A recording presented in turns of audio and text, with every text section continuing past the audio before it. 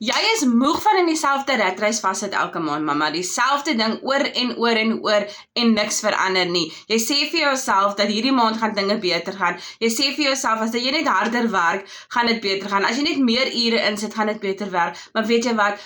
Niks raak ooit beter nie tot jy nie die besluit neem dat genoeg is genoeg nie. Nou ek is Rochelle, ek is 'n mamma van 3 pragtige dogters en vir jare lank het ek in corporate gewerk. Vir jare lank het ek gewerk vir een salaris wat my nie deur die maand gebring het nie. Een salaris wat letterlik op was nog voordat die maand geëindig het. Nou, ek het laas jaar my werk verloor toe aan fetusmissel julle en ek is so dankbaar vir die Here dat hy dit op my pad gesit het. Ek het afgekom op 'n mamma op TikTok waar sy gewys het hoe sy 'n inkomste maak vanaf haar selfoon.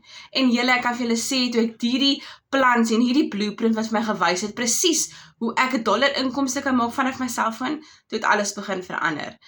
En as jy daai mamma is wat moeg is van sukkel, jy is daai mamma wat nou vanoggend opstaan en jy weet weer eens dis 'n ratreis, dit is van opstaan, na werk toe gaan, na kinders, en is dieselfde ding oor en niks verander nie, jou finansies bly dieselfde, daar kan niks betaal word nie, daar's niks drome nie, jy moet jou drome paak, dan is hierdie video vir jou. Skryf vir my droom in die comment section, en ek deel met die grootste liefde al daai inligting. Mooi dag.